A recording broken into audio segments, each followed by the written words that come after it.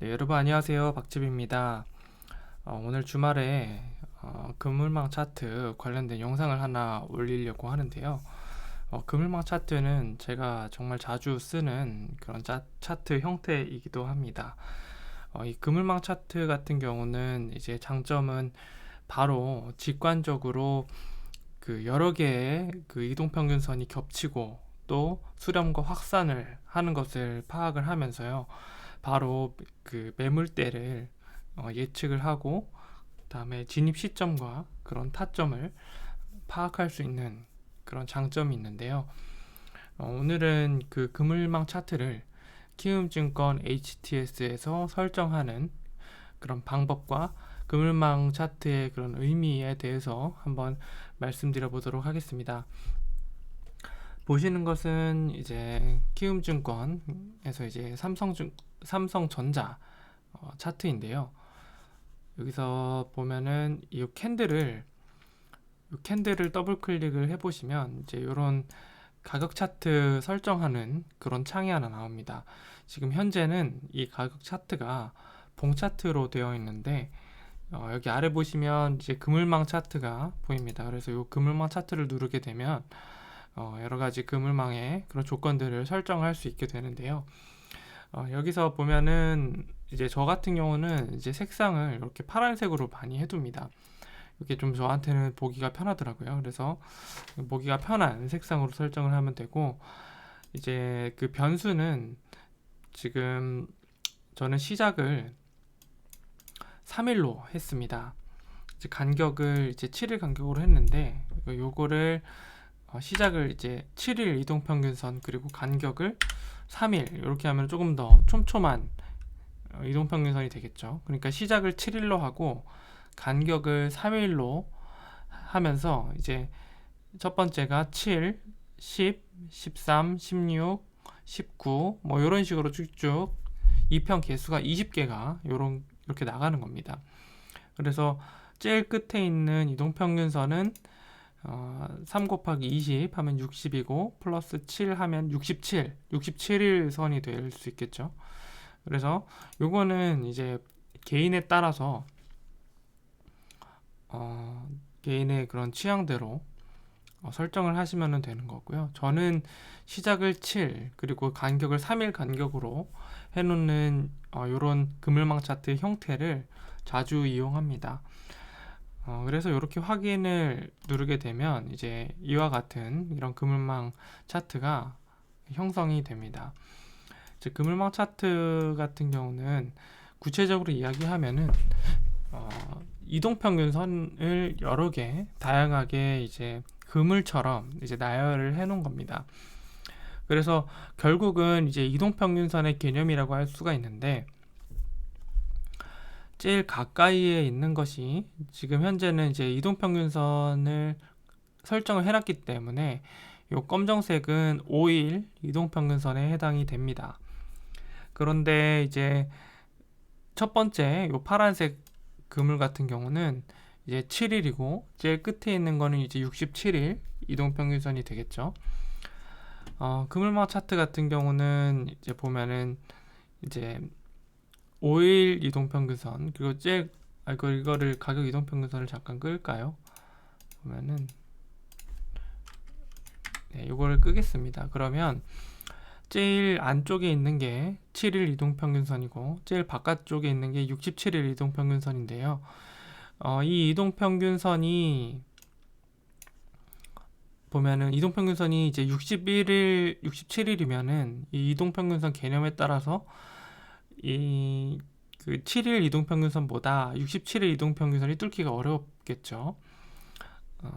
그리고 이제 이동평균선이 또 겹치고 뭉치는 이런 자리는 또 저항으로 작용을 하게 됩니다. 그래서 보면은 이제 상승이 이렇게 나왔다가 이쪽에 그물망이 이렇게 뭉치는 것을 이제 확대해서 보면 제대로 나오나요? 네, 어쨌든 이렇게 좀 그물이 이제 형성이 되는데 색깔이 진하면 진할수록 뚫기가 어려운 강력한 그 저항으로 작용을 하게 됩니다. 그리고 나서 이제 그물이 얇아졌죠. 이렇게 그물이 이렇게 얇아졌습니다. 이렇게 그물이 얇아진다는 거는 이제 매물이 이 구간에서는 많이 소화가 돼서 상승할 수 있는 여지가 만들어졌다고 볼 수가 있는 거고요. 그 다음 요 아래쪽에 보시면 또 그물이 이렇게 꼬이고 있습니다. 그물이 이렇게 꼬이고 있다는 거는 이쪽에 이쪽 가격만 내려오면 사고 싶은 어떤 그런 지지 라인들이 많이 형성이 된 거라고 볼 수가 있겠습니다. 그래서 이런 개념들을 활용을 해가지고 매매를 하시면 되는데, 이제 매매를 하면서 좀 궁금한 거는, 제가 궁금을 했던 거는 지금 중간중간에 이렇게 이동평균선, 그러니까 요 그물망들이 색깔이 조밀해지는 때가 있고, 이동평균선이 이렇게 그물이 격자 형태로 그물이 짜여지는 이런 경우들이 있습니다.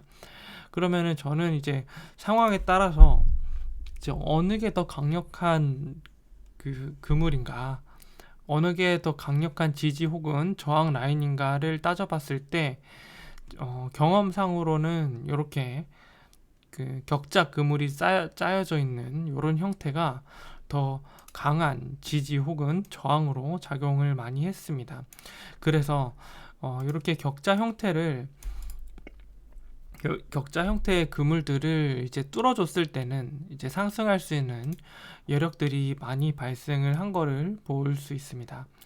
여기도 보면은 이렇게 격자 형태의 그물망들을 뚫어준 다음에는 이제 시세들이 나온 것을 볼 수가 있는데요. 이 부분이 이제 저항으로 작용을 하면서 계속 상승을 이어간 모습을 볼 수가 있습니다. 그러면서 이제 여기 그물망들이 얇아졌죠. 그물망들이 이렇게 얇아졌는데, 이렇게 얇아진 것은 다시 이제 제일 이렇게 안쪽에 있는 것이 제일 이동평균선이 제일 무거운 그런 이동평균선인데, 이쪽으로 다시 한번 이제 회귀하려는 그런 경향을 보입니다. 다시 말해서 이건 이동평균선의 역배열과 정배열에 대한 내용이라고 볼 수도 있겠는데요. 여기서 보면은 제일 얇은 이동평균선이 안쪽에 있고 제일 무거운 이동평균선이 바깥쪽에 있습니다. 그러면은 점차 이동평균선이 무거워지는 이런 형태가 나오는데, 이런 형태를 이제 역배열 형태라고, 역배열 이동평균선 형태라고 볼 수가 있고, 방금처럼 제일 무거운 이동평균선이 발 아래에 있고 제일 얇은 이동평균선이 그 위에 있을 때 이거를 정배열 형태라고 할 수가 있습니다. 이거는 이동평균선의 개념과 같이 이제 일맥상통하는데요. 이 구간에서도 보면은 이렇게 정배열 형태로 이동평균선이 그물이 쫙 펼쳐지면서 상승을 하는 그런 모습을 볼 수가 있는데, 이때 이렇게 이동평균선의 간격들이 이렇게 넓어졌다는 거는 이쪽 방향으로 또 내려올 수 있는 그런 저항대가, 지지 라인이 얇아졌다는 것을 의미하기도 합니다. 이렇게 그물망이 촘촘한 요 구간은 이제 강력한 지지 또는 저항, 그리고 요런 촘촘한 그물망이 발 아래에 있을 때, 이 캔들의 아래에 있을 때는 강력한 지지 라인이 될 수가 있겠는데요. 반대로 이제 요런 촘촘한 지지 라인이 머리 위에 있으면, 이렇게 머리 위에 있으면은 이 구간이 강력한 저항으로 작용할 수 있겠죠. 그래서 만약에 이렇게 요런 그물이 짜여져 있는 구간이 머리 위에 있다면 되도록이면 올라가기가 어렵기 때문에 매수를 안 하는 것이 좋습니다. 이제 그물이 이렇게 얇아질 때까지 매수를 안 하는 것이 좋습니다. 이제 경험상 그물망을 보고 매매를 할 때는 이런 점들을 참고를 하고 있고요. 여기서도 보면은 그물이 이렇게 촘촘하게 엮여져 있는 이런 구간에서는 올라가지 못하죠. 내려왔다가도 올라가지 못합니다. 그러면서 아래쪽에서는 그물이 계속 꼬이고 있죠. 그물이 꼬이고 있으면서 요 그물들이 지지 라인으로 작용을 하게 되고, 이 저항 라인, 요 꼬이는 요 삼각형 라인이 해소가 됐을 때 비로소 올라올 수 있게 됩니다.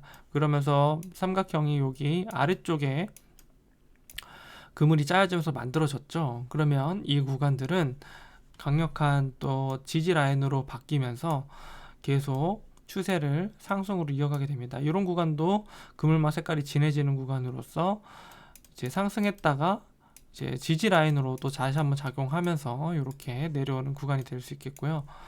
그러다가 여기도 그물망이 형성이 되다가 여기는 그물망을 뚫어주는 그런 형태가 됐겠죠. 그래서 그물망을 뚫어주게 되면 이렇게 강력한 거래량을 동반을 하면서 뚫어주게 되는데, 이때는 그물망을 뚫었을 때는 강력한 그물망이 이제 강력한 저항이었던 것이 지지로 바뀌면서 이렇게 또 추가 시세를 또 이렇게 주게 됩니다.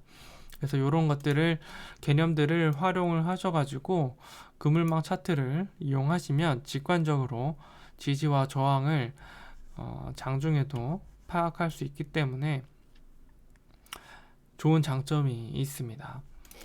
네. 그래서 오늘 영상은 좀 여기까지 좀 마무리를 하겠고요.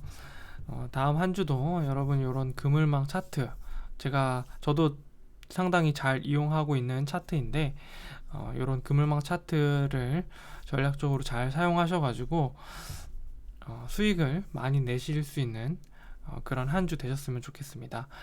네, 영상은 여기까지입니다.